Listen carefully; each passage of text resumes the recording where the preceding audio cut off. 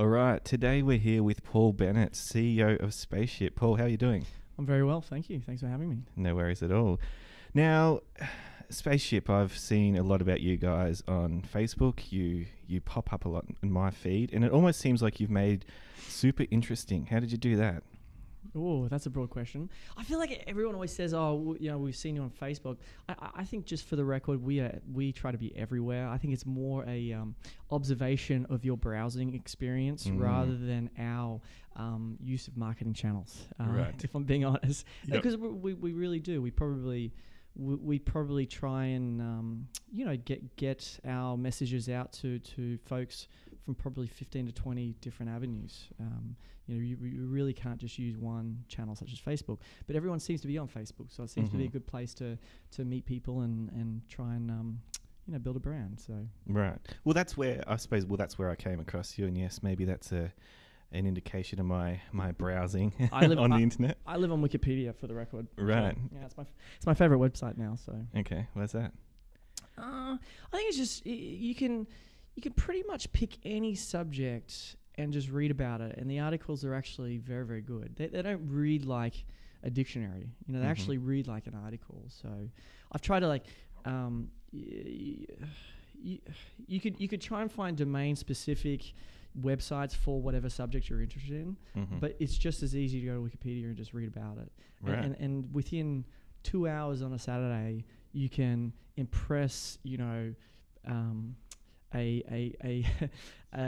new person that you meet with some obscure subject that just enough about to talk well about. Right. And what's one of those subjects you've read about recently? No, I couldn't disclose that. I'd sound like a douche Okay. if I said it. But no, just I like to read a lot about history. I think history is pretty interesting to read about.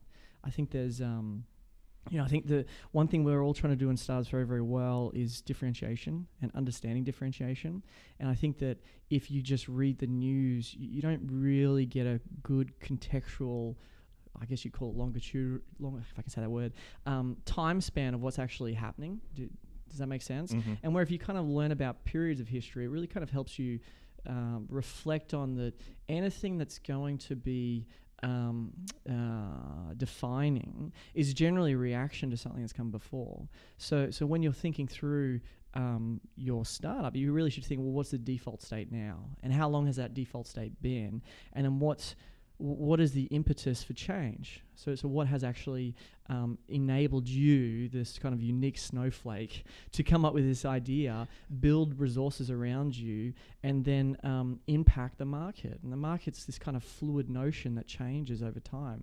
So I find that fascinating. Most founders I meet, generally, I would say 90% of their reading is on their craft of choice. So whether it's Python programming or marketing or growth hacking or the domain they're interested in. Say they're interested in being the on-demand coffee guy, they're going to learn more about coffee than anywhere else. But I think you could serve yourself way better if you actually kind of just read more broadly about what you're actually trying to do, which is create differentiation. So are you going into other subjects that other people might think don't necessarily apply to your trade or field of choice, I suppose, Totally. to find, what are you trying to find? You're trying to find something that you can apply to what you do then, or? Well, I mean, the subject of your podcast, which, I confess I haven't had a chance to check out yet, but I will after this, which I think is a wonderful premise for a podcast, which is, what makes startups hard, right? And you definitely don't come across that within your sort of TechCrunch reading or Startup Daily or the AFR, whatever your kind of medium of choice is. But I think if you read, certainly what I do, if you read about historical periods, you start reading about the people who've kind of been change makers in those periods. Now, if I plucked you out of this current generation and plucked you somewhere else, there's no such thing as the internet. There's no such thing as what we call technology today. So, but everyone in previous periods were always looking at what was the market back then, what was normal life back then, and thinking and rethinking from first principles how you could change the system and reorganize it in a way that works better, whether it's more efficient or more effective. And what what I find fascinating is when you actually read about the personalities and people behind those broad sweeping changes in history, they're always such fascinating characters, you know, and there's always something about them that is some attribute about them that makes them generally be rejected by society, you know, kind of be pushed out. And so they have these very difficult lives. I mean, if you averaged out every story of someone who's made a change in a market, right, not even history, generally there's something very, very different about them. And I think that's fascinating to think about and read about, particularly as, we're going to get honest now, someone like myself. I've always kind of never really felt like I fitted into corporate life or big companies or all that sort of stuff. So there's a lot of kind of feeling better about things by learning about other people's lives. You know, I think that's fascinating to do. And I think in the startup ecosystem, we generally never ever stand next to another founder and say, dude, the week I had has just been terrible, you know, and I've struggled, or I've had this personal issue, I've had this company issue, or whatever. So where do you find that camaraderie? Where do you kind of find those lessons?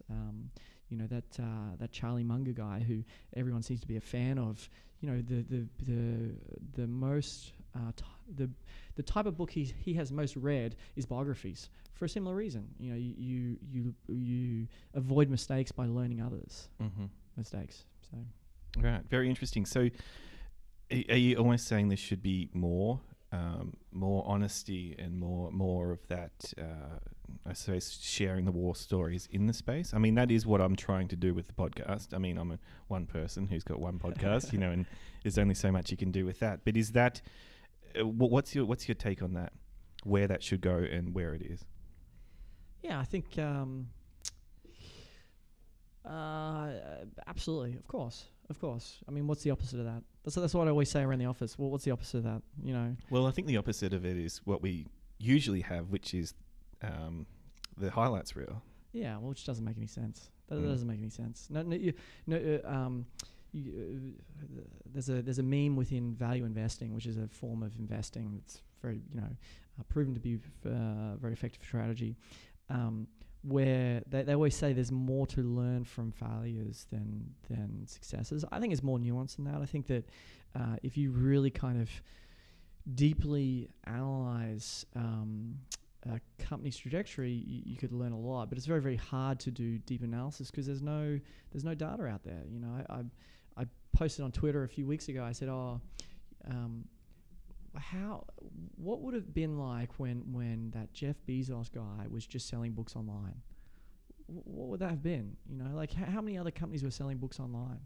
Who knows? You know, I mean, was he always saying that he was going to be in everything store? Was he? What was his version of podcast today? What was he saying back then? What was his team like?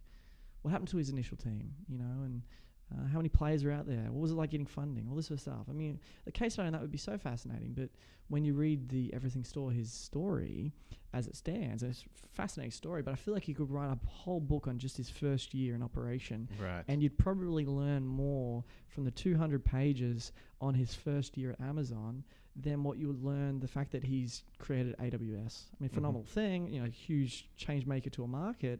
But what can the person who's sitting in Brisbane, sitting in Melbourne, sitting in Sydney, thinking about taking on something on as ridiculous as a startup can learn? I'm not so sure they can learn anything. So, you know, we're talking earlier before this podcast started is, you know, how the biggest challenge for any founder is to find valuable information that's not well known, right?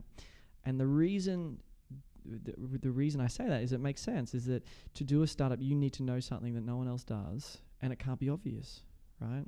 So where do you find that information? You don't find it in the news. You don't find it, you probably don't even find it on Wikipedia, right?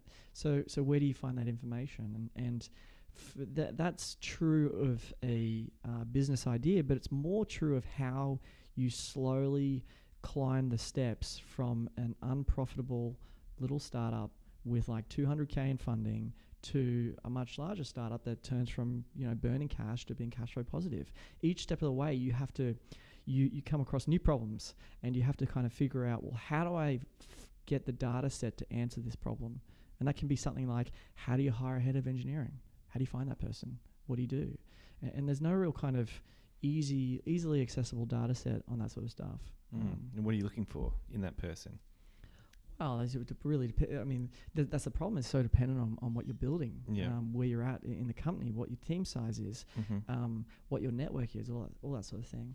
I think it's an example to say that and I say it quite often, is that the most valuable information is in coffee conversations and not online, right? So, anyone, this is true whether you're a founder or a head of engineering, or whether you're a head of marketing, or whatever you're doing, you generally are trying to build expertise and build networks in your career or your craft, whatever it is.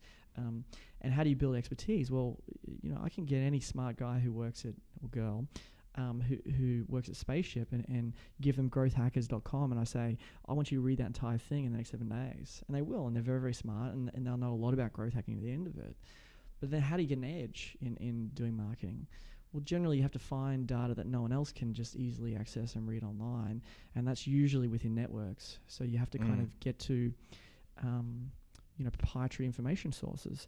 And the more, we've been very, very fortunate in Spaceship that I think we've had a wonderful first, not even first year. We've been around, so we're in June now. So this is our 11th month since raising our seed round. You learn more and more that valuable information is kept within company doors, because it's just so dangerous to share it, because then your competitors go and copy you. Everyone tries to clone what you do or take what you have, and then it no longer becomes differentiated. And that's true of everything. So even hiring, we were talking about hiring before. If you have a better hiring strategy, well, you don't want to tell anyone else that, because then everyone else will do it. And then, it'll be a perk that everyone has, or whatever it is. Does that make sense? And you did the work to figure it out as well. Yeah, absolutely. Yeah. And so the question becomes more about, how do you find valuable, non-obvious information that is not widely published? And that's getting very, very good at building relationships through coffee shops is my view. So. It's an interesting point.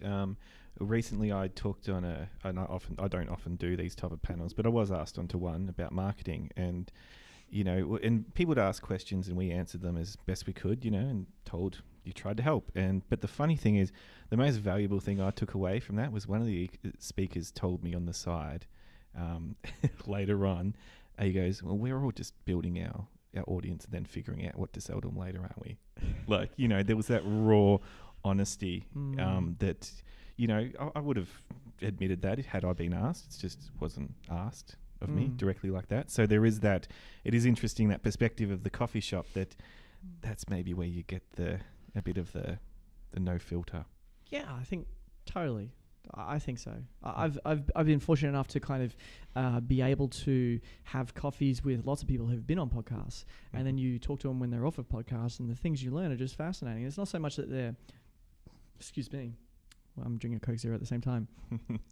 It's not so much you're being disingenuous when you're talking publicly. No. It's just more that information is very, very valuable, and you want to be as helpful as possible. So anyone who knows me, as I used to blog as much as I possibly could when I was in venture capital, just kind of sharing anything I was learning, because I really care about helping people. I get a real kick out of teaching people, or giving people a leg up, because everyone's on a journey, right? And within VC, the most wonderful experience was just sitting down with someone and then 2 years later seeing where they got to, and what I learned very early on is that you have to treat everyone as if where they're going to be 2 years from now rather than where they are today. And if you did that, then you'd be able to build genuine, wonderful relationships. Whereas most other investors, and this is true globally, not just of Australia, is that they treat everyone where they are today. And that just doesn't make any sense when you have the exponential growth curves that live in the startup world. So I have no idea what I was talking about then, but what was I talking about? I was always sharing. I was always sharing all this sort of information, and if you do that in a genuine way, it starts echoing back to you. So I just started having people reach out to me, and then those relationships have helped me so much today because they've helped me learn myself rather than me just teaching others. So I knew a lot about VC, but I didn't know much about marketing, or I didn't know much about product. Cameron Newman, who's our head of engineering at Spaceship, he spent the last 7 years at Campaign Monitor. He started as the junior systems administrator there and watched over 200 people get hired over the following 7 years. And he finished up as the head of platform engineering. Now, not many people know this, but I actually had coffee with him 2 years ago because I reached out to him as this kind of guy in VC, just saying, hey, I'm really fascinated about how engineering teams work. Is there any chance I could buy your coffee? And we had a coffee in Starbucks, and he or I would never have ever in our wildest dream ever thought that 2 years later I would be sitting there with Cameron today in the offices of Spaceship, building something phenomenal. It's just such a wonderful thing to think about, how things happen. Yeah. And it's almost like you're saying with this stuff, which I think bucks the trend that we often hear about, how, ideas are useless, execution is everything, that type of thing. You almost, a lot of people will say there is no secret sauce, it's about execution, it's about getting it done. The way you're speaking, it sounds like you're saying, no, there is a secret sauce and you should find it, and that's what you should keep to yourself. Totally. Well, I think that the problem with sound bites is they're bundled. They're bundled. So there's this idea of bundling things. And any data point that's bundled, you only learn anything by unbundling it. So if you unbundle the difference between an idea and execution, well, then you start thinking, well, within execution, there's lots of ideas, right? And then within those ideas, there's lots of execution. So it feels like a circular loop that makes no sense to me. So whenever someone says it's not the idea, it's the execution, I just roll my eyes and just go, that makes no sense, because I'm just going from idea to execution in my mind. Because nothing. I think that answers that question well. I would say that more broadly, if you see some of the best investors globally, such as Bill Gurley, I listened to a podcast of his. He's probably one of the top 5 people I listen to within the VC context. It's so interesting to see what they recommend to founders to read, and I think it was the first or second book that he recommended people to read, which was Michael Porter's competitive strategy, and that's all about ideas. That's about how to kind of think through an idea and understand the idea, and what Gurley is really talking about is how can you be in charge of building a differentiated and defensible business if you don't understand differentiation and defensibility? Otherwise, you will just execute anything rather than kind of thinking through, well, hang on, how deeply do I understand this market, and how deeply do I understand the competitive set, and how deeply do I understand how this product really works? So, yeah, I don't like the statement idea, execution, whatever that riffraff says about it. Right, very interesting. Yeah.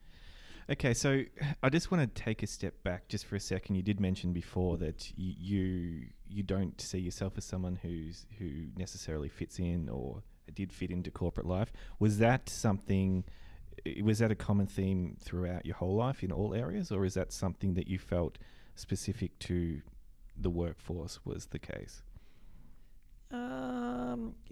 No, I think everyone has pockets where they feel more comfortable in, and you have kind of skill sets and then personality types, and you have things you're good at doing, and then you have a personality that needs to map to an environment where you can do those skills properly, I guess. So sometimes you'll find it, and sometimes you won't. I've had a wonderful career so far, and I've enjoyed each of those experiences. They've all been very deep learning experiences, but It as someone who's has the excuse me, this Coke Zero is going straight through me. To have the wherewithal and the kind of attributes you need to kind of start something from nothing, and then get super high quality people around you to help execute. I'll use that word. Yeah. On it, you need to be a kind of certain type of person. I don't think that person generally lives well within a corporate environment. And ask anyone in Spaceship, they'll tell you more about me than I'll tell you about me. If that makes sense. So. Okay. All right. So what did those first couple of weeks look like? Like, how did you go from considering starting a company, deciding that VC, the corporate life wasn't for you, to starting and those first couple of weeks? What did that look like? I think, the 2-minute story of Spaceship is that I've always been fascinated by how economic engines work, right? And so what are we really trying to do in our careers? Well, we can only really work until a particular point in our lives. Now, if you're, Mr. Li Ka-shing in Hong Kong, who's a phenomenal person, he's retiring next year and he'll be 90, right? Okay. That's the reason I bring him up. I don't think, if you think about whenever I think about things, I always like to think about the school classroom. So you remember being in grade 12 and you had all those people in your class, there's usually like 30 of them? Yep. They all grow up, right? All those personalities grow up. Mm-hmm. And I love thinking about that. So you think about all those personalities in the room, there's no way that all of them can work till they're 90 years old, right? So generally you have to work until, say, 65, which is the sort of generally accepted retirement age. Well, if you're going to live past 65, then you have to kind of fund that, right? So how do you fund it? So you're essentially building a craft of your career where you build expertise and build networks to get better at a craft, and hopefully you'll be more differentiated in your craft than your competition within your career ladder to build enough wealth to retire at 65, right? Now that's a bundled statement. There's a lot in there. If you're like all us Australians, we'll force ourselves to save money over time. So when you wake up and you retire, you'll have wealth to do it. Now the question becomes, well, how much to save? And then how do you mechanize that investment? And those two questions are fascinating questions to think about, because if you are more bearish about what financial markets can return over the next 30 years, then you'll generally save more now than less, right? Whereas other people might just save more whatever they're told to save, right? So there's a question around what is the right savings rate. And then number two is, how do you mechanize that? Now I think everyone would agree there's kind of two ways you can build wealth. You can do what a bank does and you can loan out your savings to someone and hopefully they pay it back with a bit of interest. Yep. Or number two, you can buy a business, and you can own that business over time, and hopefully that business will grow. The economic engine of that business will grow. Now, I love thinking about that like that way, because then everyone goes, well, hang on, that feels kind of simple. I just have to work out which businesses I should own over the next 30 years. And keep in mind, there's probably 5 business cycles that will happen over that 30-year period, right? Or some number of business cycles, whatever it is. 2 business cycles, 1 business cycle, some sort of thing. And then you have to think about, well, which businesses should I own, right? Now, what we could do, you and I, we could go 50-50 and buy a cafe downstairs, right? Mm-hmm. But if you think about cafes, generally they go out of business, sadly, right? They generally, there's only one Starbucks. Yep. And so then you think, well, how can I understand businesses enough such that I can allocate to, maybe more than one business over 30 years? Because you'll start with, say you have $20,000 worth of savings, and then next year you'll save a little bit more and a little bit more each and every year going forward. And generally there's two schools of thought as to how you can pick which businesses to own over the next 30 years. There's one school of thought, which is kind of like the index investor club, which is just buy the biggest businesses. Just buy the biggest ones. Go pick 100 that are biggest right now and just own those ones. Mm-hmm. Or there's the other person who feels like they could probably do themselves a little bit better by selecting which companies they feel are the most differentiated and defensible economic engines, right? So what are the highest quality ones? So, do you really want to own a company that just digs coal out of the ground? Maybe you do. I don't know. Maybe that's a high quality, differentiated, defensible business with lots of cash and 80% market share within its market. Maybe, I don't know. Or maybe you want to look at what's happening in our generation, which is watching technology roll out in every single market. We've just had Amazon this week announce a takeover bid for Whole Foods. So it's left the software world and entered the real world of buying whole grocery stores. I mean, that's crazy. Mm-hmm. And so the idea of Spaceship was really kind of thinking through what a wonderful thing to really think deeply about, which is how do we set this whole generation up such that they wake up 30 years from now and they don't have to worry. They don't have to worry about it. And what I saw was because I come from a wholesale investment professional background where, VC, you're generally helping high net wealths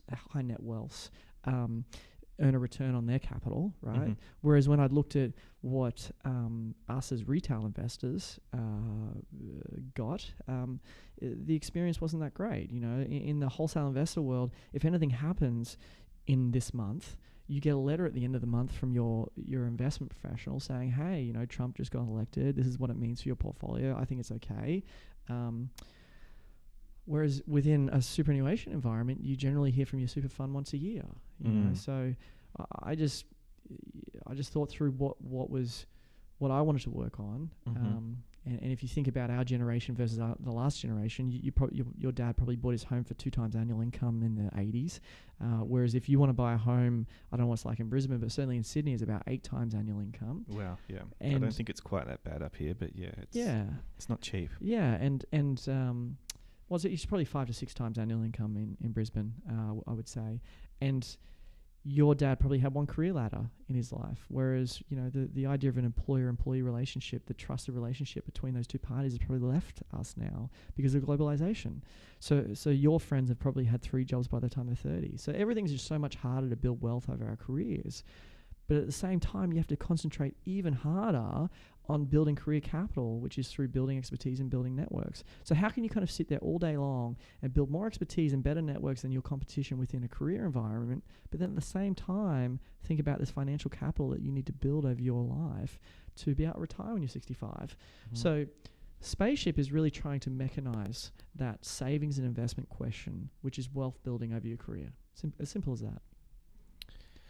Right, and so it sounds like the way you're talking, you're referring to our generation a lot. I'm not sure we're probably in the same generation. I'm 28 now, so I would love to be 28. As soon as you turn 30, you stop counting. So if anyone asks me in the office how old I am, I say 35. But yeah, we'll go with that. Okay, so I'm 28. You're 35. So what is Spaceship targeted to that younger demographic? Is that's the way it's coming across to me? Totally.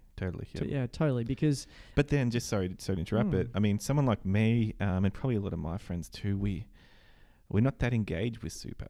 Totally. I mean, I'm the type of person that is the second person you described and thinks that I should be making the right bets over time to build that wealth. Yeah. Well, I think the last difference in what you're doing in superannuation, it's a unique investment environment. It's not an environment where you're trying to buy Amazon this year and sell it 2 years from now. You're not trying to create alpha through the cycle because it doesn't work. You can't liquidate your portfolio and then take it out of super. You've got to kind of have super until you're 65. And not only that is, the average customer at Spaceship, they probably have $20,000 or $30,000 worth of super, and then they'll average, say, $5,000 this year, next year, and the year after that. So they're always allocating to the market. So you're kind of averaging into these companies over not just years, but business cycles. So then you kind of think, well, who do I want to allocate to in a model portfolio? Do I want to give 1% of my super to Jeff Bezos at Amazon and slowly average into Amazon over the next 10, 20, 30 years? Well, maybe that's a good idea if Amazon is a truly differentiated and defensible business that where differentiation and defensibility is a moving target. It's a fluid notion. It's either increasing, decreasing, or staying stagnant. So what you want to try and find is the economic engines that are actually increasing their differentiation and defensibility over time. And you probably would find, if you're being honest with yourself, you're probably not the right person to do that analysis. Maybe you should be outsourcing that to a fund manager to come up with a well-diversified portfolio of technology and non-technology names that meets that criteria. But your question was on young people. Yep.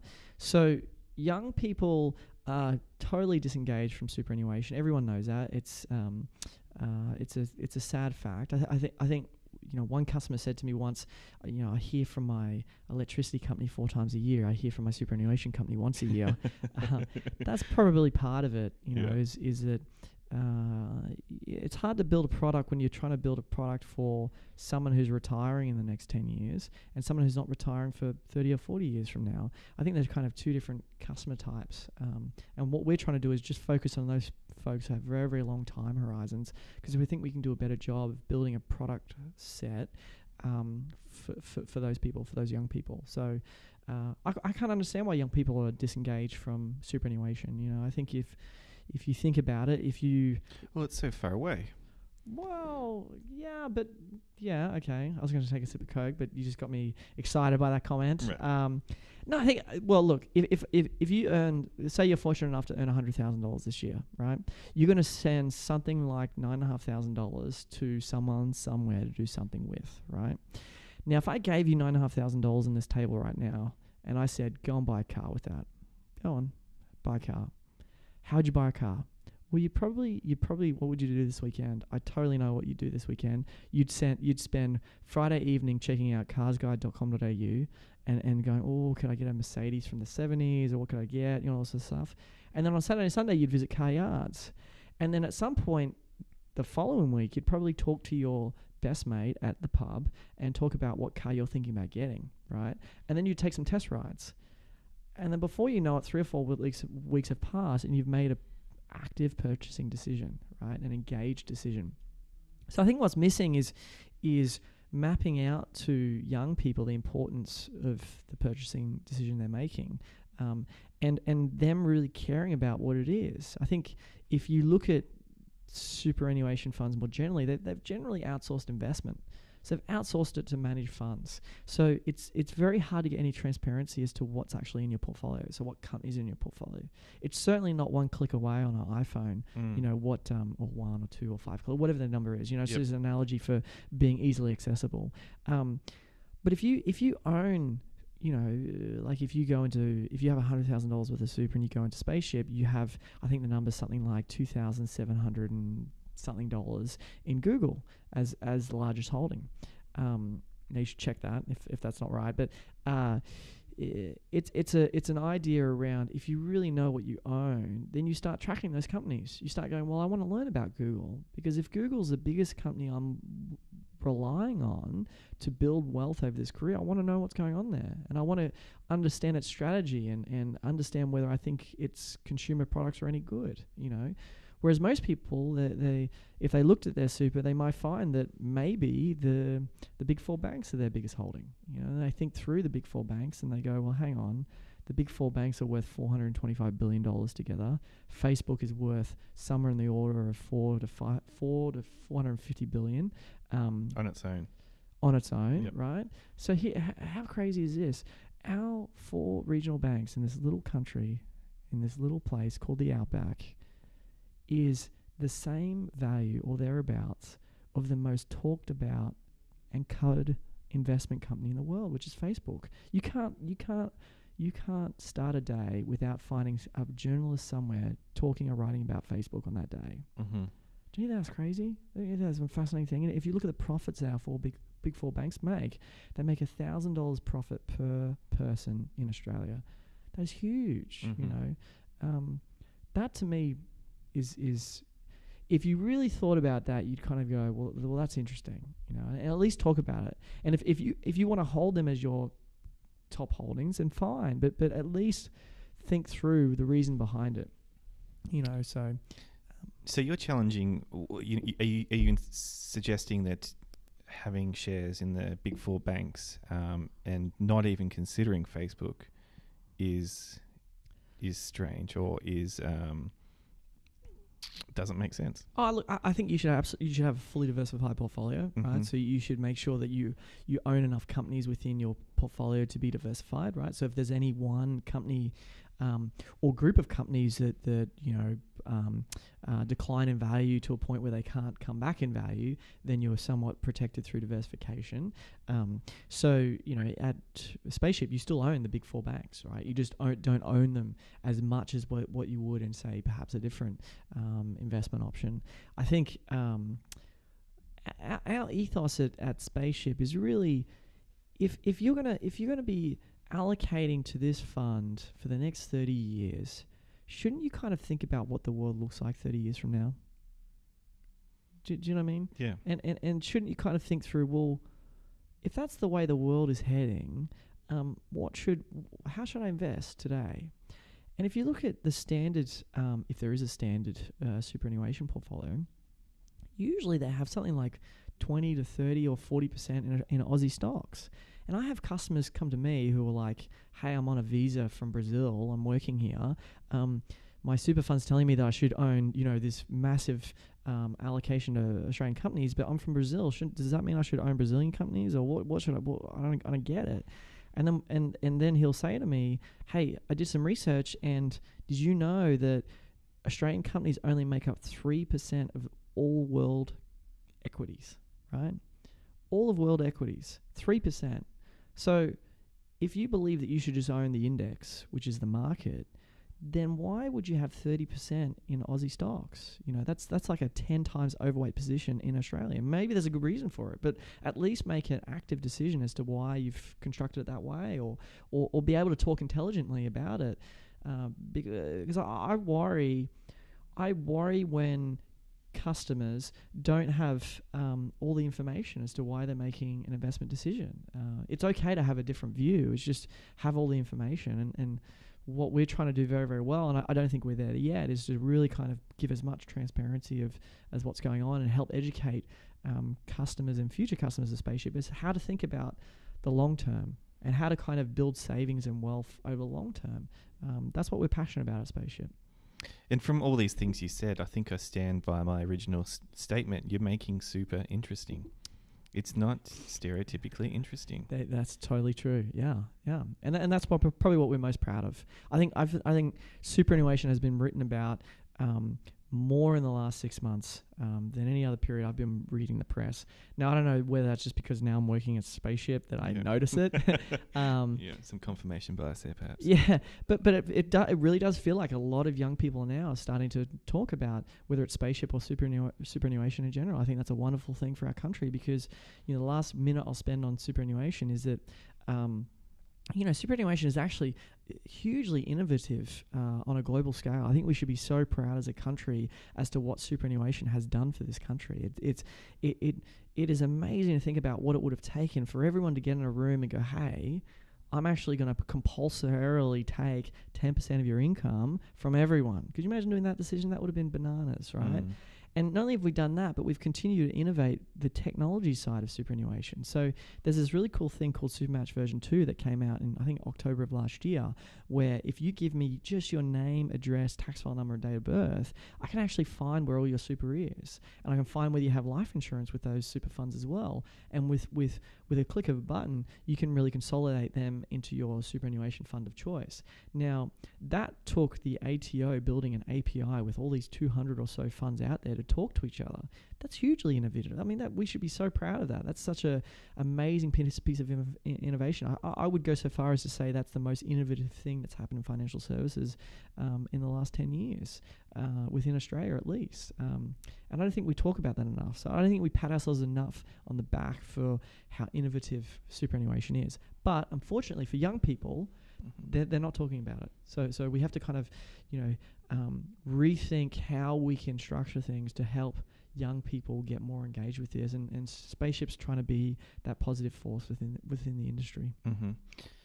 You say you talk about patting on the back. Who do you mean patting on the back? Patting on entrepreneurs on the back, or or Australians in general, like the ATO and the companies? I just think Australia in general. Yeah, right. I don't think Australia celebrates their successes enough at all. You talk about the highlights reel at the start of this thing. I think we definitely do. Talk about that sort of stuff. But I think certainly within financial services, with the big four banks, the controlling position they have, which is unique to just this market, we don't pat ourselves enough on the back with what a wonderful thing we've done with superannuation. I wish we did, and I hope we do. So part of me says that a lot of us here don't want another person to succeed. We're happy for them to do all right, but when they do really well, the tall poppy syndrome, that's the point where we start getting a little uncomfortable. Totally. You said that, not me.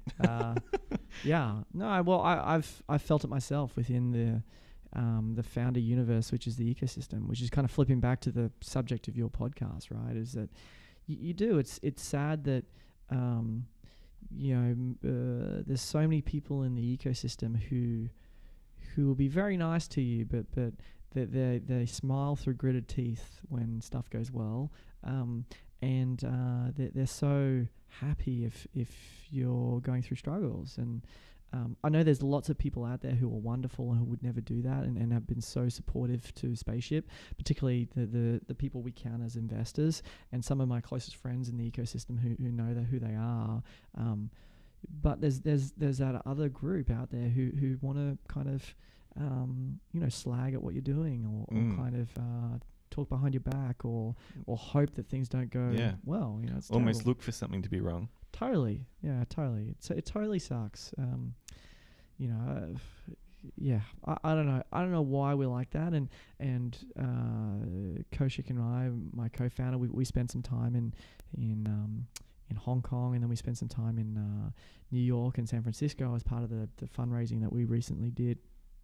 And it is different over there. People just feel way more supportive to what you're doing, and that's a sad kind of feeling.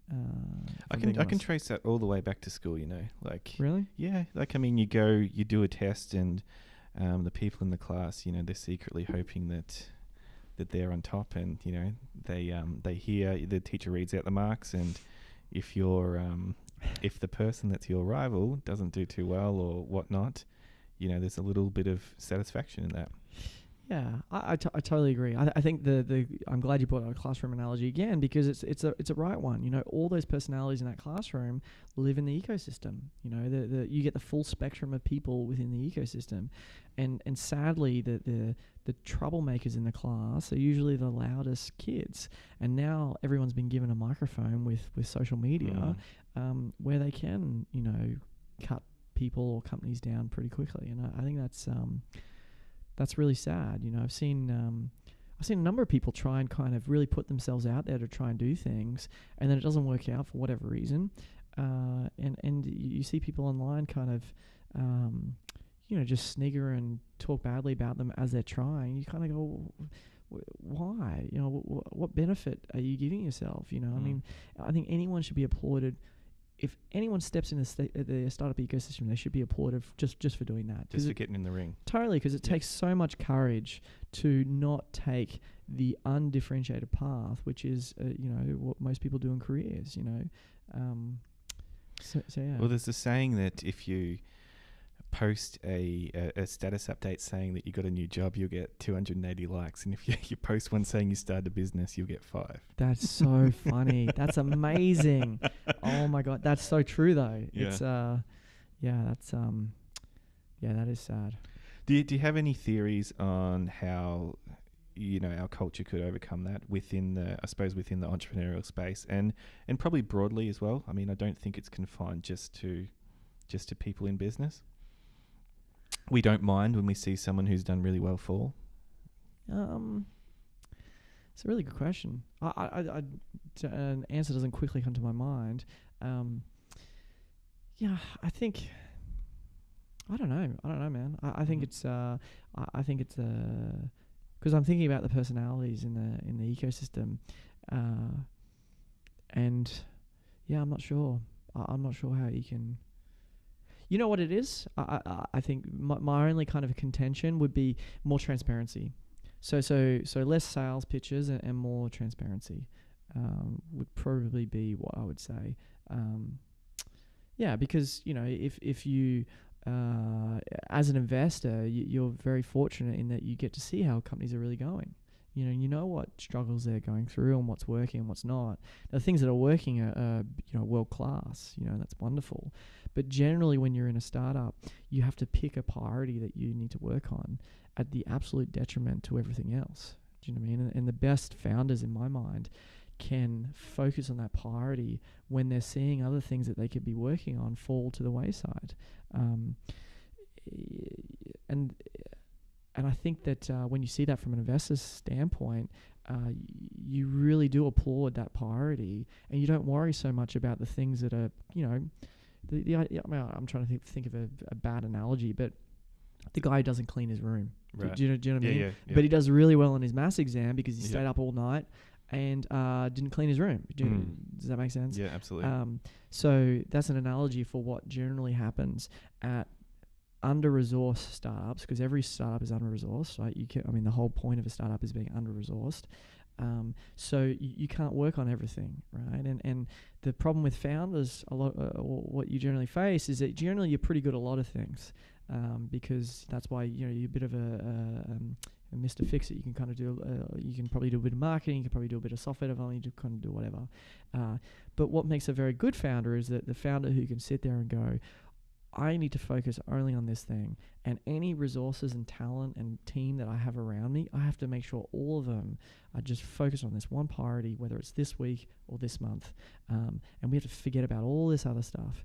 And that's hard to do because you see a lot of stuff coming off train tracks where you're like, oh no, I totally know how to do that. I totally know how to clean my room, but no, don't clean your room. Yeah. Focus on the math exam. Yeah.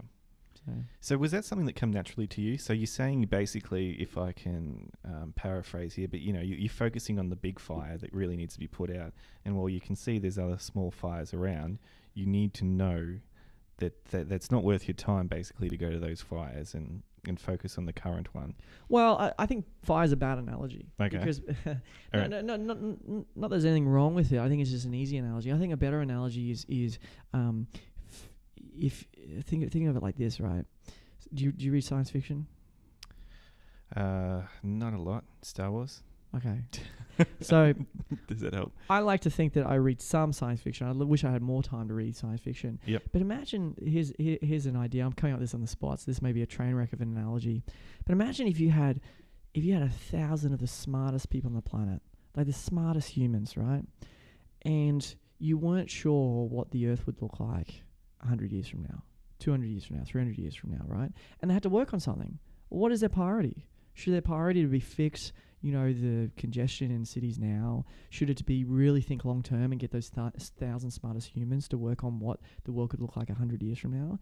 And that's kind of how I feel in a startup, in that what should you work on? Should you work on the fire, or should you let that fire continue to burn and work on that medium-term thing or long-term thing and really kind of build the rocket or build the, the spaceship? Yeah, or live in the chemistry lab and try and do something that's never been done before, because if you get that right, you've built value and you've built something the market doesn't currently have right now. Yeah.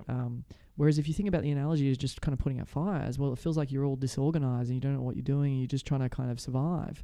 Well, no, I think it's like that. I think that the best startups are ones that are really kind of going, no, I have this amazing team of really smart people and we're trying to, do something that's never been done before. And that's not putting out a fire. That's building something that's never been built. I see. So that I guess that's the nuance. Gotcha. No, thanks for clarifying. So,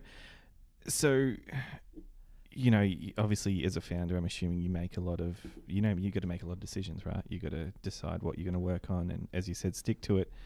Do you ever have any challenges with self-doubt? Totally. Yeah. Do you know, I made the joke this week, I don't know who I was talking to, but I said, all these VCs, they're hiring community managers, right? I think that's great. I think that's a wonderful thing. I think anything that helps bring the ecosystem together and start sharing learnings and transparency is a good thing. But part of me is like, you kind of need like a psychologist or a coach, at these big investment houses, to really kind of think through the softer skills within doing something that's never been done before. I really like saying that. Rather than saying startup, I really like saying do something that's never been done before. Because that's what we're really trying to do, Mm-hmm. And to do something that's never been done before, you have to do something that's never been done before, right? And if you think through that mindset, then you start thinking about, well, that feels like a really hard thing to do each and every day, and kind of leave it in the office and go home, So I think there's a lot of the emotional challenges, within personal relationships and all that sort of stuff is something that's not at all talked about. And Brad Feld, who's a wonderful gentleman from VC in America, he wrote a book on. I can't remember what it's called, but it was half a decent book. But I think that should be talked about more. Is I remember I was talking to one founder and who will be unnamed, Right. who said, I've been doing this startup for 6 months now, and I caught up with my friends at a barbecue on Sunday, and I don't know how to relate to them anymore, because they're all in their corporate jobs and their comfortable careers, and here I am, outside doing this crazy thing. I don't know how to have a conversation, and I'm not kind of watching comedians in cars having coffee anymore, or I'm not watching whatever the latest Netflix TV series is, because I don't have time. I'm kind of thinking deeply and more than anyone else about this one thing that I can't stop thinking about. So I think if your podcast is about the roadblocks or the hard times, I think everyone would be well served if we talk more about how do you conquer yourself. So there's a cool quote. I think it's "He who conquers himself," is the idea that probably should be talked about more. Right. And so within that, do you think that that founder should be able to disengage and, in theory, and relate to those people on the weekend, or do you think that's the cost you kind of pay for becoming a founder and having to, as you said, think deeply and be, go to the depths of, that maybe a lot of other people don't in a typical week? Yeah, well, you certainly give up a lot. That's without a doubt. I think YC is probably the most widely known accelerator, at least internationally. They say that you can only have two things: your startup and going to the gym, or something like that. It's really kind of, you got to give up every other hobby that you had. You got to stop playing the guitar or whatever it is that you do for fun, for downtime. And that's hard to do, I think, because a lot of those things help you unwind. And when things are going, when things are going very, very well, you want to think about it a lot. You want to spend a lot of time on it, and you don't want to disengage. And when things aren't going well, then you want to think about it more, because you want to keep at this problem. You don't want to stop, because if you figure this out, you'll do something that's never been done before, and that's so inspiring. So I think it's a horrible loop that you can get caught in. I'm not sure I figured it out either. I used to go to the gym 3-4 times a week when I was in VC, and now I've been to the gym 4 times this year, which is terrible, right? But I think that's a story for a different podcast. Right. So I would be interested to know, though, is your view that you do need to cut off all those things, or do those things give you an opportunity to recharge and perhaps get clarity, or for when you do get back in the ring, so to speak? I truly continue to believe that anyone who's in a startup, whether you're a founder or work or part of the team of a startup, you're constantly trying to find the best information, right? And whether that's on Wikipedia or in Coffee Conversation or whatever it is, because like everyone at Spaceship, when we have someone join our team, we assume the capabilities there, right? So when Cameron's hiring someone into his engineering team, he just assumes the capabilities there. If the capability's not there, then you shouldn't be doing what you're trying to do, right? But what we look for is edge. We look for people and you get edge a few different ways. You can have something terrible happen to you, heaven forbid.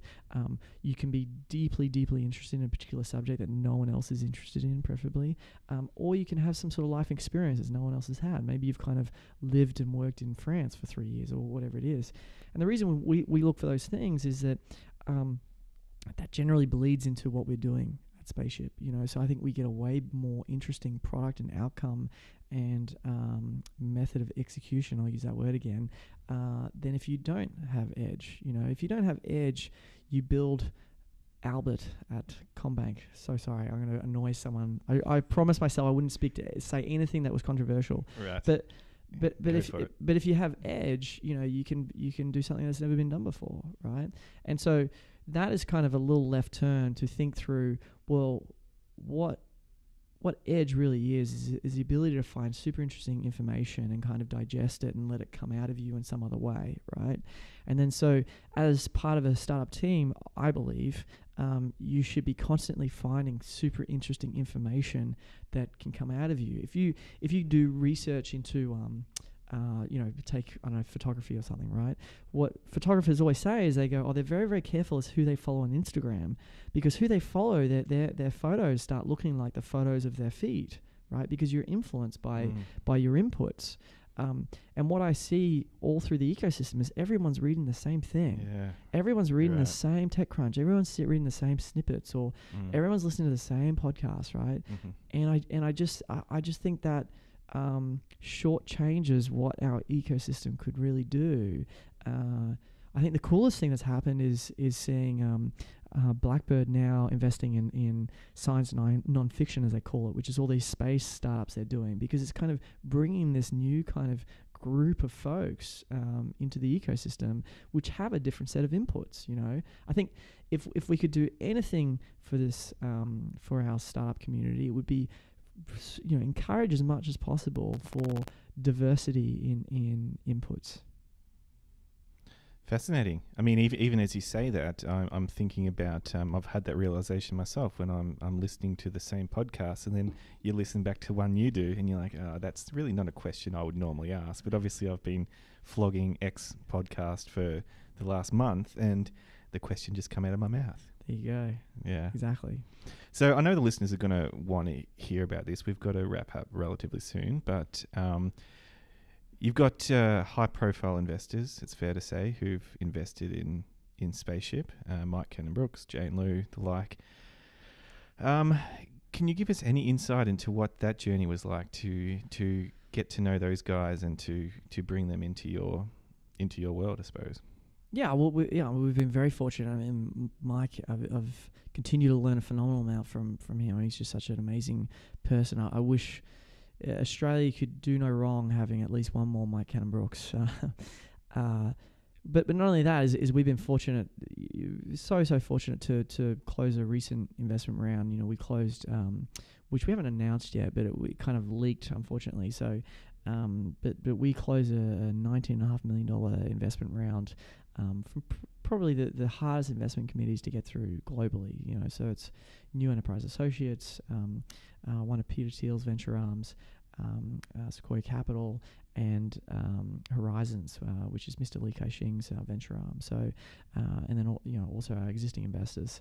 And then the big one locally is Airtree Ventures, which I remember very, very well because I was there, which is such a wonderful, wonderful story. I think Airtree's done phenomenal things in the space, and they have such a deep history within venture within Australia, going all the way back to the 90s. So, and if you look at what's happening over at their shop, they've been so aggressive in building out their team and just trying to be thinking through how to be very, very helpful to their founders. So, and we already see it. We already see it ourselves as one of their portfolio companies. So, so we have been very, very fortunate, as you say, to get really the hardest investors to get on board globally. I think the reason we did that is that, our seed round was oversubscribed. Our round that we just did then was also oversubscribed. We actually had to